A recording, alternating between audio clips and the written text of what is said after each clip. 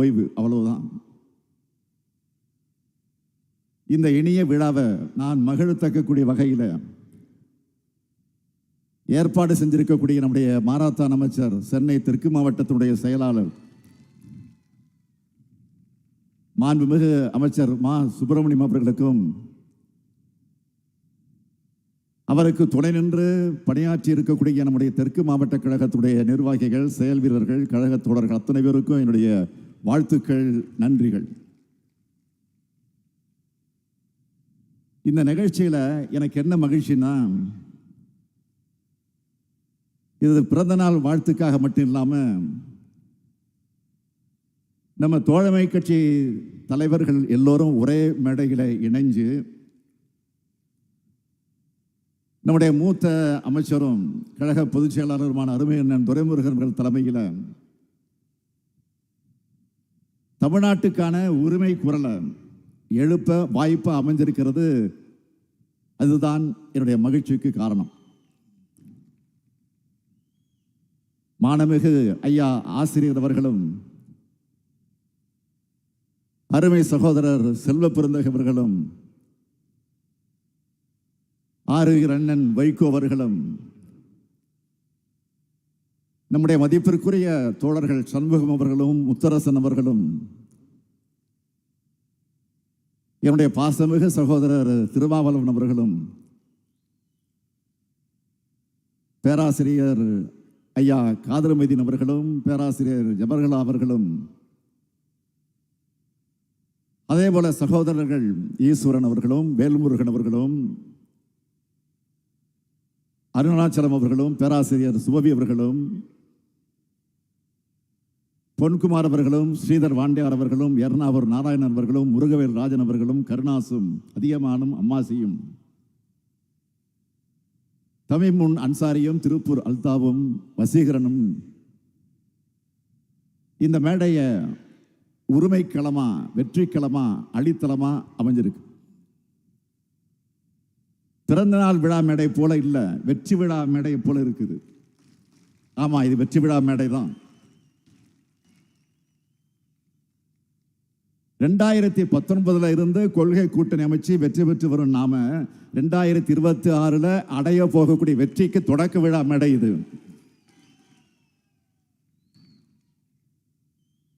என்னை சந்திக்கிறவங்க உங்க வெற்றிக்கு என்ன அடிப்படைன்னு கேட்டா, எங்களுடைய தோழமை உணர்வுதான் எல்லா இடத்திலையும் மறக்காம நான் பதிவு செய்கிறவன். நான் ஏன் தமிழ்நாடு சட்டமன்றத்தில் கூட பதிவு செஞ்சிருக்கிறேன். ஊடக நண்பர்களுக்கும் எதிர்கட்சியினருக்கும் நான் சொல்லிக்கொள்ள விரும்புவது, கருத்தியல் கூட்டணி அமைச்சிருக்கக்கூடிய எங்களுக்குள்ள கருத்து மாறுதல் வரும், ஆனால் விரிசல் வராது. எங்களுடைய ஒற்றுமையை பார்த்து எரிச்சலோடு இதுல விரிசல் வருமானு சில எதிர்பார்த்துக்கிட்டு இருக்கலாம். அவங்களுக்கு நான் சொல்லிக்கொள்ள விரும்புவது, உங்களுடைய ஆசையில தான் மண் விடுமே தவிர எங்கள் கூட்டணியில் விரிசல் விழாது. தோழமை கட்சி தலைவர்களே, என்னை முதலமைச்சர் நாற்காலியில் உட்கார வச்சவங்க நீங்க. உங்களை எப்பவும் என்னோட இதய நாற்காலியில் நான் உட்கார வச்சிருக்கிறேன். நான் உங்களுக்கு உறுதியோடு சொல்லிக்கொள்ள விரும்புகிறேன், நம்முடைய ஒற்றுமை தான் தமிழ்நாட்டை காப்பாற்றி இருக்கு, தமிழை காப்பாற்றி இருக்கு, சமூக நீதியை காப்பாற்றி இருக்கு, சகோதரத்துவத்தை காப்பாற்றி இருக்கு, ஒற்றுமையை காப்பாற்றி இருக்கு, ஏன் ஒட்டுமொத்த இந்தியாவையே காப்பாற்றி இருக்கு. நீங்க கொஞ்சம் சிந்திச்சு பாருங்க. 2021 தப்பி தவறி அதிமுக பாஜக கூட்டணி ஆட்சி பொறுப்புக்கு வந்திருந்தா இன்று தமிழ்நாடு தரைமட்டத்திற்கு போயிருக்கும். தமிழ்நாட்டோட அத்தனை உரிமைகளும் அதிமுக என்கிற கொத்தடிமைகளால அடகு வைக்கப்பட்டிருக்கும். அதிமுகவை மிரட்டி பணிய வச்சு அவங்க கட்சியையும் தமிழ்நாட்டையும் கபலீகரம் செஞ்சிருக்கக்கூடிய வகையில் நடந்திருக்கும் பாஜக. இந்த கொடிய சக்திகள்கிட்ட இருந்து தமிழ்நாட்டை மீட்க கூட்டணி, நம்ம மதச்சார்பற்ற முற்போக்கு கூட்டணி, இன்றைக்கு இந்தியாவுக்கு வழிகாட்டுகிற கூட்டணியும் நம்ம கூட்டணி தான். தமிழ்நாட்டை மற்ற மாநில மக்கள் எல்லாம் வியந்து பார்க்கிற வகையில் திராவிட மாடல் ஆட்சியை சிறப்பாக நடத்திக்கிட்டு வரோம். இத ஒன்றிய அரசு பாஜகவால் தாங்கிக் கொள்ள முடியல. நம்ம மாநிலத்துக்கான எந்த நன்மையும் செய்யறது கிடையாது. அப்ப என்ன செய்யறாங்க, என்ன திட்டமிடுறாங்க, எப்படியெல்லாம் தமிழ்நாட்டை வஞ்சிக்கலாம்னு பார்த்து பார்த்து செய்யறாங்க. நீட் தேர்வை திணிச்சாங்க. புயல் வெள்ளம்னு பேரிட்டு வந்தா நிதி கொடுக்கறது இல்லை. இப்படி தொடர்ந்து வஞ்சிக்கிறாங்க. இப்ப சமீபமா தமிழ்நாடு எதனால முன்னணி இருக்குன்னு பார்த்தவங்க கல்வியால தான் இவங்க முன்னிலையில் இருக்காங்கன்னு தெரிஞ்சுக்கிட்டு அந்த கல்வியை சீர்குலைக்க தேசிய கல்விக் கொள்கையை திணிச்சா இவங்க கீழே போயிடுவாங்கன்னு நினைச்சாங்க. அதை நாம ஏத்துக்கல. அதனால உடனே நீதி தரமாட்டோம் அப்படின்னு சொல்றாங்க.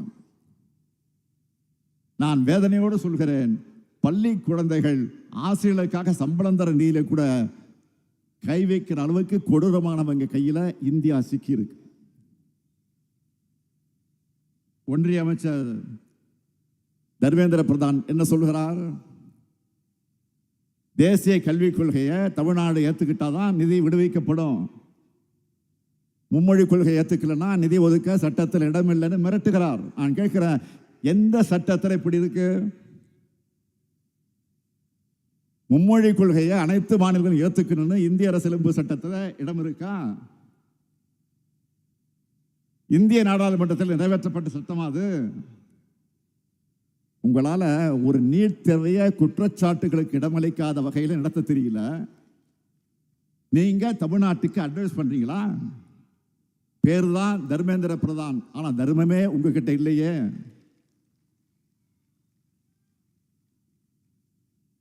நம்ம குழந்தைகளுடைய கல்வி கனவை சிதைக்கிற காரியத்தை தர்மேந்திர பிரதான் செய்ய, அதை கண்டிக்காம தடுத்து நிறுத்தாம மாண்புமிகு பிரதமர் மோடி வேடிக்கை பார்க்கிறார். இதுதான் பிரதமருக்கு அழகா?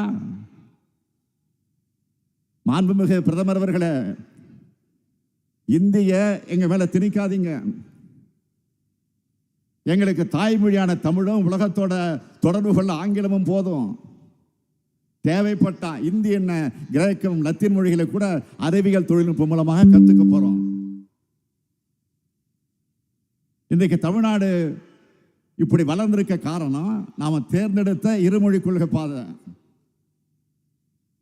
இந்த செய்திகள் எல்லாம் எடுத்து சொல்லி நான் முரசொலியில் ஒரு கட்டுரை எழுதினேன். அதை நான் ட்வீட் போட்டா எனக்கு பதில்கள் எல்லாம் எப்படி வருது? வடமாநிலத்தை சார்ந்த பலரும் நம்மோட நியாயத்தை புரிஞ்சு அதுக்காக நமக்கு ஆதரவு அடிப்படையில் அந்த கருத்தை போட்டிருக்கிறாங்க, ஆதரவோடு பேசுறாங்க. பிரீத்தி என்பவருடைய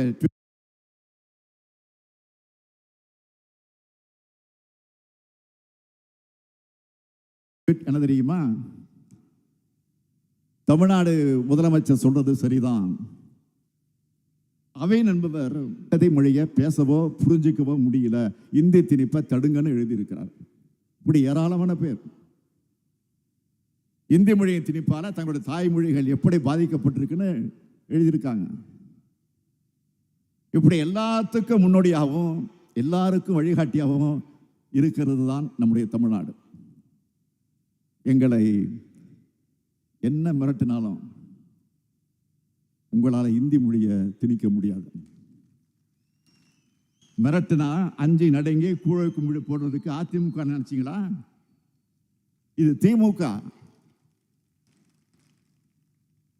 மிரட்டினா அடங்கி போறவங்க இல்ல, அடக்க நினைக்கிறவங்கள அடங்கி போக வைக்கிறவங்க நாங்க.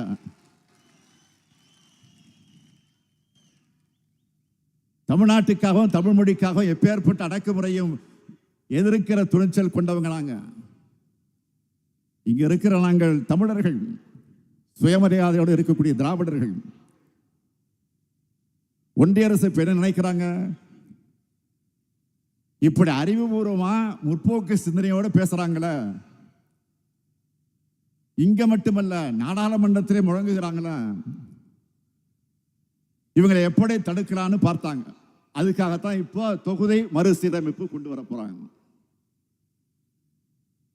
நம்முடைய தொகுதியில் எண்ணிக்கையை, நம்முடைய பிரதிநிதித்துவத்தை குறைக்க நினைக்கிறாங்க. அதனாலதான் நான் முன்கூட்டியே இந்த பிரச்சனையை நாம எழுப்ப முடிவெடுத்து அதை இப்போ கையில் எடுத்து இருக்கிறோம். ஏற்கனவே பிரதமர் மோடி புதிய நாடாளுமன்றத்தை கட்டடத்தை திறந்து வச்சப்போ என்ன சொன்னாரு? எதிர்காலத்தில் எம்பிக்களோட எண்ணிக்கை அதிகமாக போகுதுன்னு பேசினார். ஒன்றிய உள்துறை அமைச்சர் என்ன சொன்னாரு?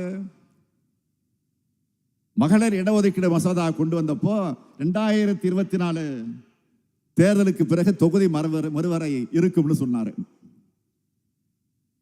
நாம இப்ப கேள்வி எழுப்பின பிறகு இப்ப என்ன சொல்றாங்க? 19 தமிழ்நாட்டுக்கு தொகுதிகள் குறையாதுன்னு சொல்றாங்க. மற்ற மாநிலங்களுக்கு அதிகரிப்பாங்களா அதிகரிப்பாங்களா இல்லையா தெரியாது. நாங்க கேட்கிற கேள்வி, நாட்டோட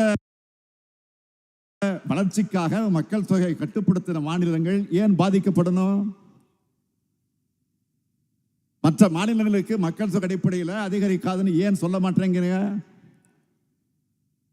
முன்னாள் பிரதமர் நேரு அவர்களும் திரு வாஜ்பாய் அவர்களும் உறுதி கொடுத்த மாதிரி பிரதமர் மோடி அவர்கள் ஏன் உறுதி கொடுக்க மாட்டேங்கிறார்? மாண்புமிகு பிரதமர் அவர்களே, எங்களுக்கு எழுத்துப்பூர்வமாக உறுதி கொடுங்க. இப்போ இருக்கிற மக்கள் தொகை அடிப்படையில் தொகுதி மறுசீரமைப்பு மேற்கொள்ளப்படாது. 1971 மக்கள் தொகை அடிப்படையில் தமிழ்நாட்டுக்குரிய பிரதிநிதித்துவம் கிடைக்கும். தமிழ்நாட்டுக்கு எந்த பாதிப்பும் ஏற்படாதுன்னு உறுதி கொடுங்க. இன்னைக்கு தமிழ்நாடு எழுப்பியிருக்கக்கூடிய இந்த உரிமை குரலை தெலுங்கானா, கர்நாடகா எதிரொலிச்சிட்டு இருக்காங்க. அவங்களுக்கு என்னுடைய நன்றி. மற்ற மாநிலங்களும் நியாயத்துக்காகவும் உரிமைக்காகவும் குரல் கொடுக்கணும்னு நான் கேட்டுக்கிறேன். இந்த கூட்டத்தின் வாயிலாக இன்னைக்கு நாம விழிப்போடு இருந்து நம்மளோட உரிமைகளை பாதுகாக்கலன்னா எதிர்காலத்தில் இனி ஒருபோதும் தமிழர்களுடைய கையில அதிகாரம் வராது. தமிழர்களுடைய சொல்லுக்கு மரியாதையே இருக்காது. அதனாலதான் காலையில் நான் வீடியோவில் வெளியிட்ட ஒரு செய்தியை பார்த்திருப்பீங்க. வீடியோவாக வெளியிட்ட செய்தியை, உடன்பிறப்புகள் எல்லாம் இந்த செய்தியை எல்லாருக்கும் எடுத்துக்கிட்டு போகணும்னு கேட்டிருக்கிறேன். இங்க கூட்டணி கட்சியினர் எல்லாரும் வந்திருக்கீங்க. நீங்க இது சம்பந்தமா தொடர்ந்து கூட்டம் போட்டு பேசி இது பற்றிய விழிப்புணர்வை கடைகோடை மனிதருக்கு கொண்டு சேர்க்கணும். மார்ச் 5ஆம் தேதி அனைத்து கட்சி கூட்டத்திற்கு நான் அழைப்பு விடுத்திருக்கிறேன்.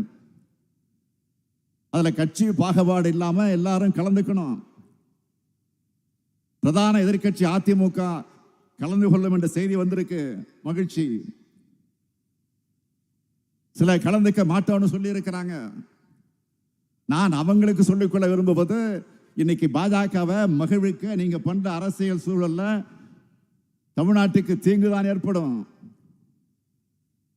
பாஜகவை நம்பி போனவங்க அவங்களுடைய தேவை தீர்ந்த உடனே மற்ற மாநிலங்கள் என்ன ஆனாங்களும் நீங்களே சிந்திச்சு பாருங்க. அது மட்டுமல்ல, தமிழ்நாட்டில் இருக்கிற பாஜகவினருக்கு சேர்த்து நான் சொல்லிக்கொள்ள விரும்புவது, இந்த விவகாரத்தில் தமிழ்நாட்டுக்கு துணையா நில்லுங்க. தயவு செஞ்சு உண்ட வீட்டுக்கு ரெண்டகம் பண்ணாதீங்க. நாம எல்லாரும் ஓரணியில் இருக்கோம்னு மற்ற மாநிலங்களுக்கு காட்டணும். அது மூலமா தான் வர இருக்கக்கூடிய ஆபத்தை தடுத்து நிறுத்த நம்மோட உரிமையை வென்றெடுக்க முடியும். வென்றெடுத்தால் தான் எதிர்காலத்தை பாதுகாக்க முடியும். நம்முடைய குழந்தைகளுடைய எதிர்காலத்துக்கு நாம் இதை செஞ்சாகணும். இதில் தவறு விட்டோம்னா நமக்கான அடையாளமே இல்லாமல் போயிடும். எனவே நான் மீண்டும் கேட்டுக்கிறேன், நாம் எல்லோரும் ஒற்றுமையா ஒரே அணியிலே இருப்போம். தமிழ்நாட்டு உரிமைகளை பாதுகாப்போம். தமிழ்நாடு போராடும், தமிழ்நாடு வெல்லும். நன்றி, வணக்கம்.